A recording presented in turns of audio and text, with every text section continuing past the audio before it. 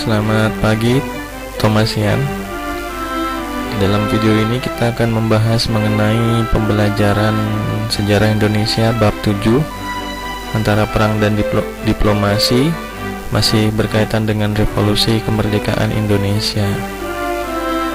Di dalam video ini nanti terdapat pula 5 soal untuk evaluasi pembelajaran dari video ini, jadi mohon diperhatikan dengan baik-baik dari awal sampai akhir. Untuk video ini akan membahas tentang proses di mana perjuangan antara perang dan diplomasi setelah pertempuran di daerah-daerah sampai peristiwa agresi militer yang kedua Belanda. Ini adalah peta konsepnya dari sebelah kiri ya, ke atas searah jarum jam sampai ke agresi militer yang kedua Belanda.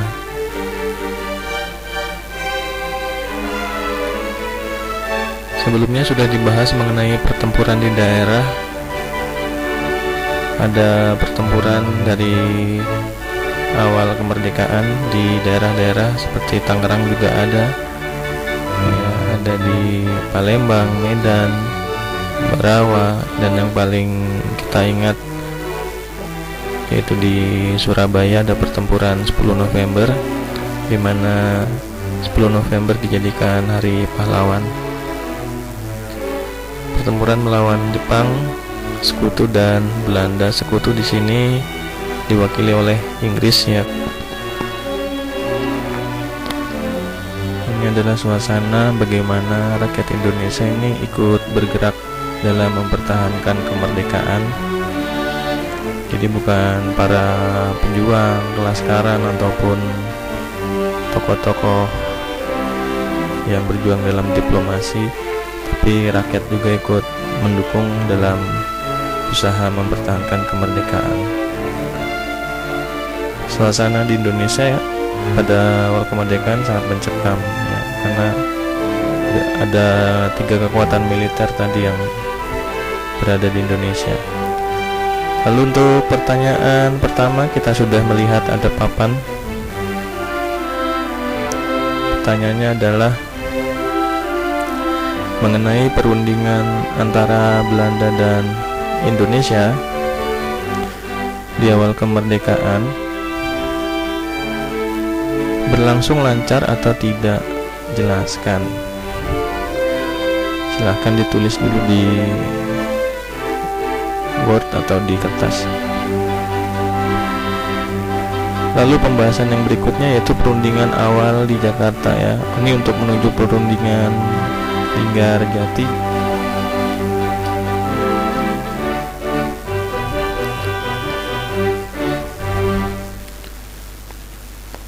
Bagaimana kedekatan Sekutu ya di awal kemerdekaan dengan Bung Karno. Di awal memang Sekutu punya niat baik ya, karena sebagai pemenang Perang Dunia Kedua untuk di daerah Asia Tenggara sendiri mendapat tugas untuk menjaga keamanan dan perdamaian.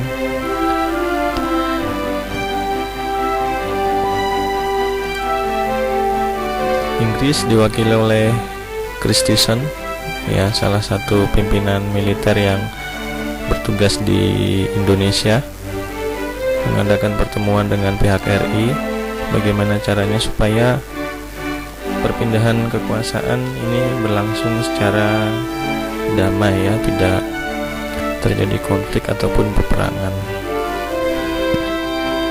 Berikutnya di bulan Februari juga diadakan pertemuan kembali antara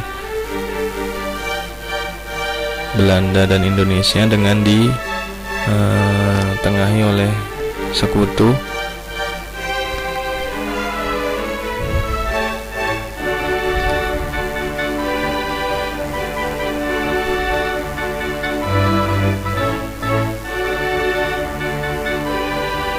Di sini Sultan Syahrir yang memiliki wewenang untuk mengadakan diplomasi, saling menyampaikan usulan untuk kesepakatan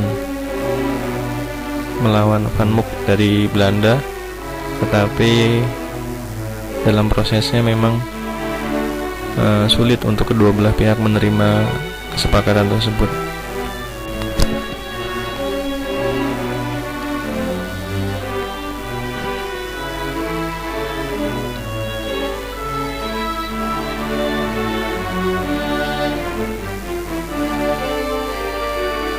Ini adalah dokumentasi. Sebenarnya untuk foto ini merupakan peristiwa di mana wartawan ini meliput perundingan yang terjadi antara Belanda dan Indonesia.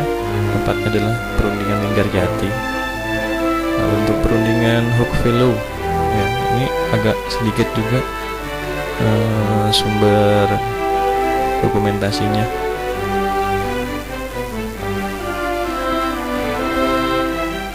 Berlangsung di bulan April di Belanda, adalah keberlanjutan perundingan yang sebelumnya sudah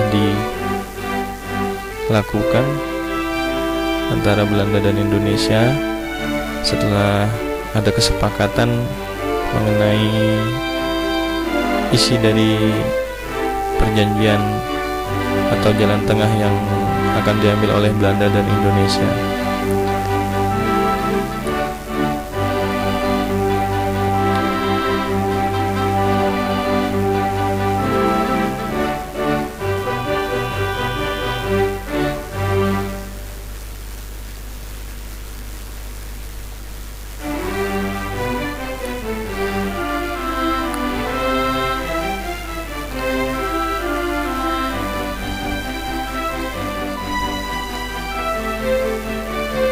Perundingan Hoek-Veluwe ternyata tidak menghasilkan kesepakatan final, sehingga antara Belanda dan Indonesia tentu perlu untuk mengadakan perundingan lagi yang lebih serius, ya, untuk menghasilkan kesepakatan yang memang nantinya akan dipatuhi oleh kedua belah pihak.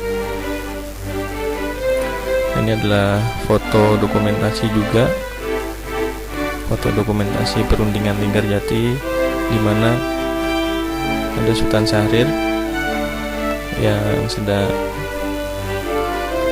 berdialog dengan orang Belanda, ya.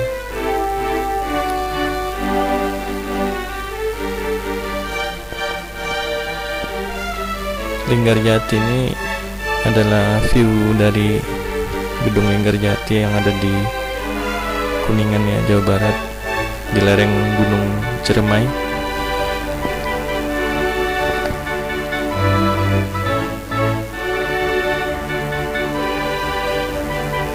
Berlangsung antara 11 sampai 15 November 1946 di Kuningan, Jawa Barat.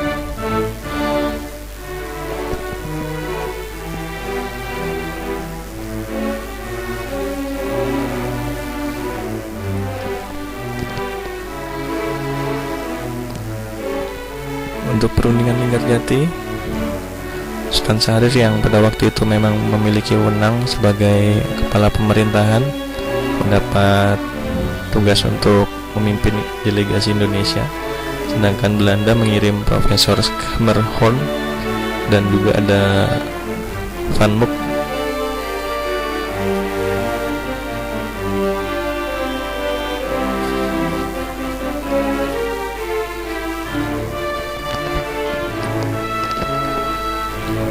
Hasil perundingan tersebut menghasilkan 17 pasal, tapi yang perlu kita ketahui diantaranya adalah yang pertama, Belanda akan mengakui secara de facto wilayah Republik Indonesia, itu Jawa, Sumatera, dan Madura.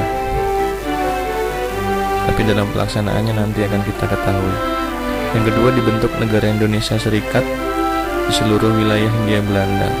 Jadi bekas jajahan Hindia Belanda di Hindia Belanda ini akan bergabung di dalam Republik Indonesia Serikat. Yang ketiga, dalam bentuk RIS, Indonesia harus tergabung di dalam Commonwealth Persemakmuran Indonesia Belanda. Ya, seperti negara-negara persemakmuran di dunia yang kita ketahui ada Inggris, punya banyak negara-negara persemakmuran. Yang keenam, membentuk Presiden Indonesia Belanda diharapkan selesai sebelum 1 Januari 1949. Ya, kalian bisa baca itu.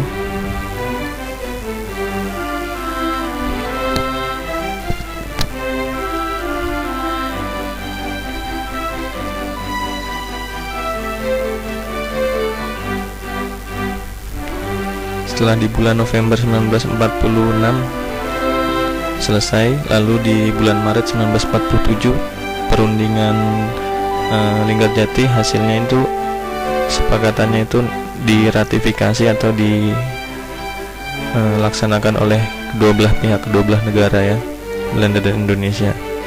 Dan di sini ada papan lagi, berarti kita bertemu dengan soal nomor 2. Jelaskan mengenai peran serta negara lain atau dunia internasional dalam kemerdekaan Indonesia.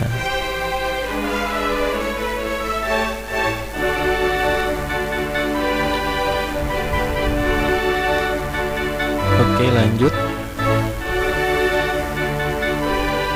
Setelah ada perundingan Linggarjati, di sini Belanda yang bergerak dengan menyelenggarakan pertemuan-pertemuan, yaitu ada konferensi Malino, lalu ada konferensi Pangkal Pinang, dan ada konferensi Bandung. Ya, ketiganya ini merupakan pertemuan-pertemuan antara Van Mook sebagai gubernur Jenderal Hindia Belanda dengan negara bagian atau negara boneka dan daerah otonomi buatan Belanda. Negara bagian atau daerah otonomi ini disebutnya BFO ya.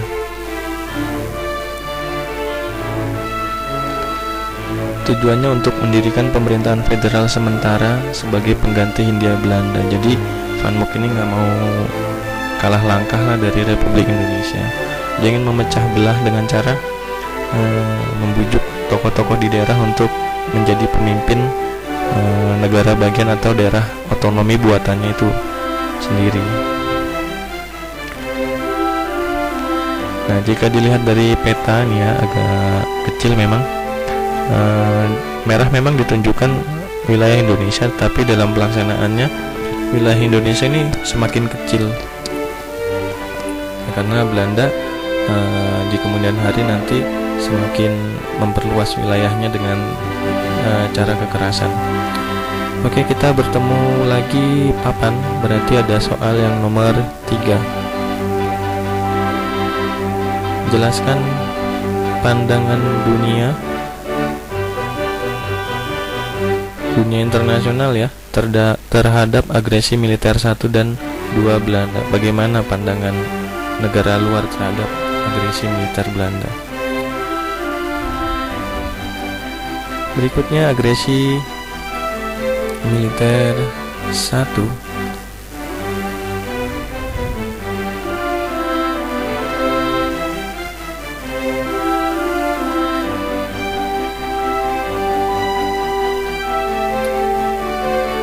Dilancarkan 21 Juli sampai 4 Agustus 1947. Disebut juga operasi produk ya. Namun bagi Belanda tindakan mereka ini adalah aksi polisionil, selayaknya seorang polisi yang menertibkan wilayah-wilayahnya. Tapi bagi kita aksi tersebut adalah aksi yang brutal, karena bisa dilihat dari foto ya, wilayah-wilayah yang terkena dampak hancur berantakan dan juga pasti menimbulkan banyak korban jiwa dari pihak Indonesia, baik itu militer ataupun masyarakat sipilnya.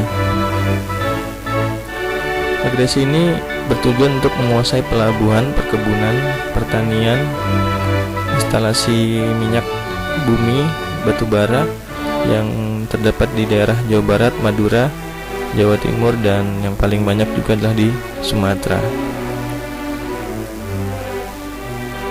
Tujuannya untuk melemahkan kekuatan ekonomi Indonesia.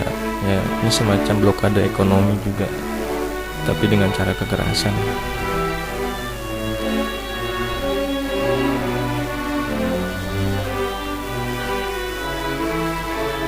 Lalu tanggal 30 Juli, di tengah agresi militer pertama, ada India dan Australia yang mengajukan suara ke PBB, Dewan Keamanan PBB, agar masalah Indonesia dan Belanda segera diselesaikan dengan damai, ya, supaya tidak berkepanjangan.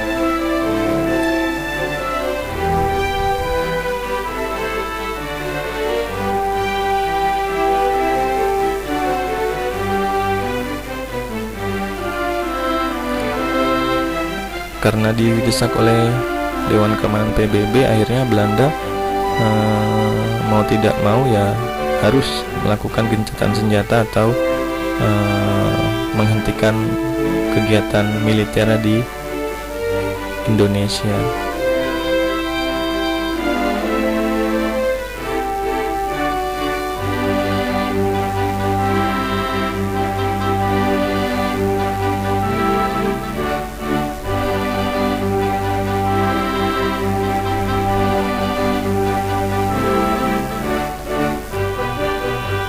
Di sidang PBB juga ada tokoh-tokoh Indonesia yang ikut hadir untuk menyuarakan suaranya bahwa Indonesia ini adalah negara merdeka yang perlu mendapat dukungan dari negara internasional, dan meminta agar PBB mendukung dalam bentuk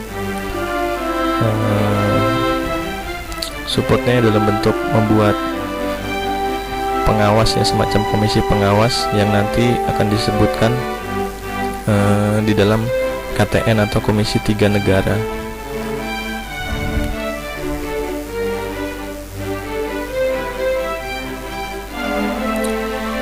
(29 Agustus 1947) Van Mook mengeluarkan pengumuman garis demarkasi. Demarkasi ini garis pembatas antara dua otoritasnya, yaitu wilayah yang dikuasai oleh Indonesia dan wilayah yang dikuasai oleh Belanda.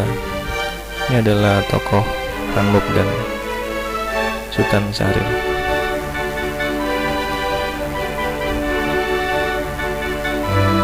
Gambarnya cepet banget sih.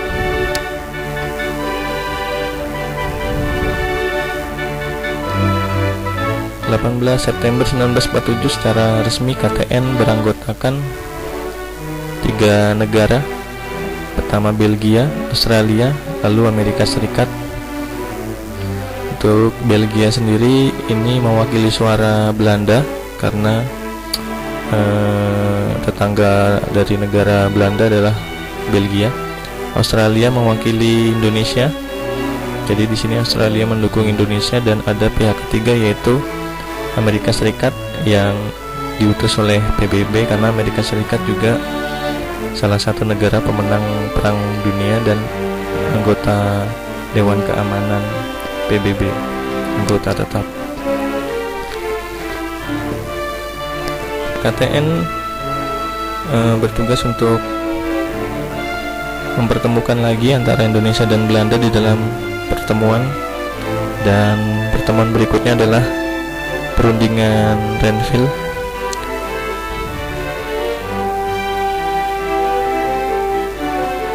Berlangsung tanggal 8 Desember 1947 di kapal Renville di Pelabuhan Tanjung Priok, Jakarta. Kali ini delegasi Indonesia adalah Mr. Amir Syarifuddin, dan dari Belanda ada Abdul Qadir, orang Indonesia tapi pro Belanda nih. Amir Syarifuddin sendiri adalah Perdana Menteri yang menggantikan Sultan Syahrir. Jadi pada saat perundingan Renville, beliau yang memiliki mandat atau wewenang untuk menjalankan pemerintahan.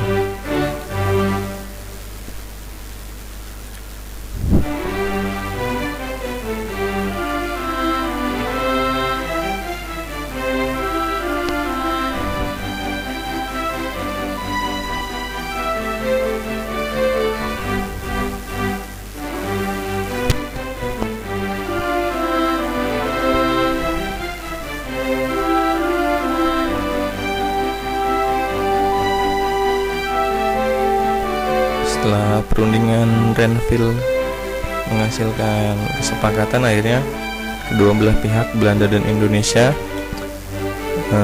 menyetujui dan keduanya sepakat untuk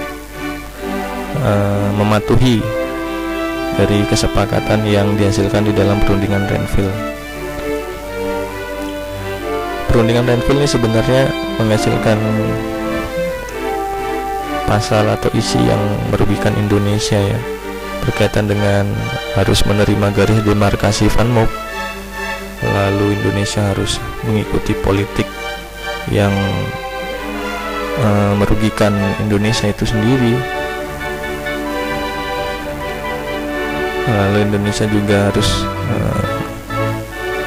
berada di bawah kekuasaan Belanda seperti yang disebutkan di perundingan Linggarjati ya, mengenai negara persemakmuran. Artinya Indonesia ini tidak merdeka atau berdaulat sepenuhnya. Garis demarkasi Van Mook, demarkasi ya,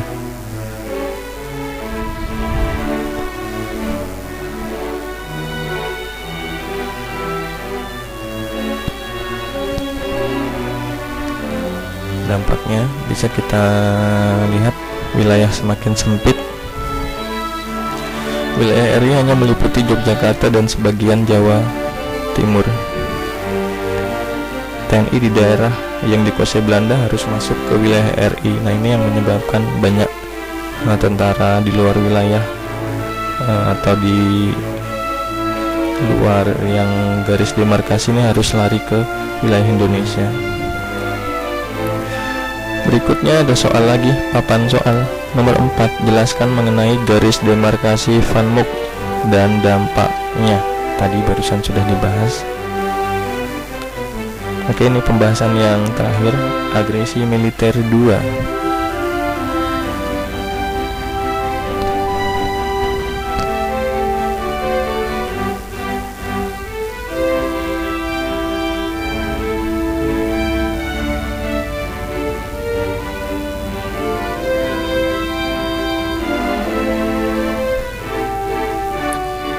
Dilakukan tanggal 19 Desember 1948, disebut juga Operasi Krai atau Operasi Gagak ya, karena dianggap operasi yang sangat cepat. Sasarannya adalah ibu kota Indonesia yang pada waktu itu berada di Yogyakarta. Operasinya yang pertama adalah dengan cara menerjunkan atau mengirimkan pasukan lewat udara ya, dari Bandung, dari Jakarta, untuk menguasai pangkalan udara Jogja pada waktu itu namanya Maguwo, lalu merangsek masuk ke kota Yogyakarta.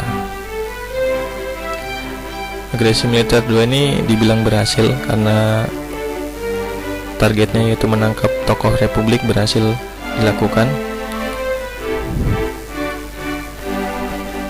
Soekarno, Hatta, Syahrir, Agus Salim, Surya Dharma dan lain sebagainya dibawa ke Bangka, daerah dekat Sumatera. Agresi militer 2 dapat kecaman dari PBB. PBB mengeluarkan resolusi lagi 28 Januari 1949. Di sini Amerika Serikat semakin terlibat ya. Kalau sebelumnya Inggris sebagai perwakilan sekutu, di sini Amerika Serikat karena mewakili PBB. Berikutnya KTN diganti UNCI.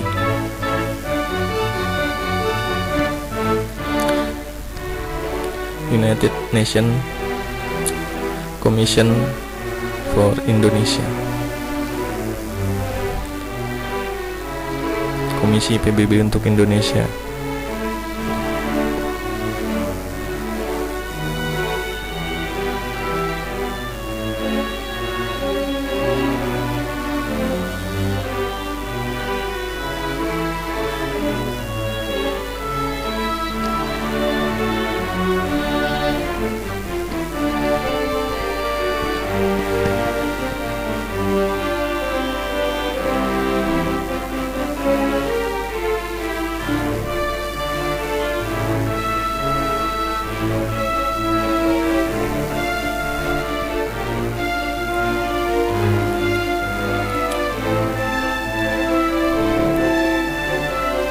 Nah, UNCI ini juga melibatkan negara-negara seperti Australia, di mana Australia yang pada KTN juga mendukung Indonesia. Australia juga ikut di dalam PBB ya, ikut di dalam UNCI juga untuk mensupport agar Indonesia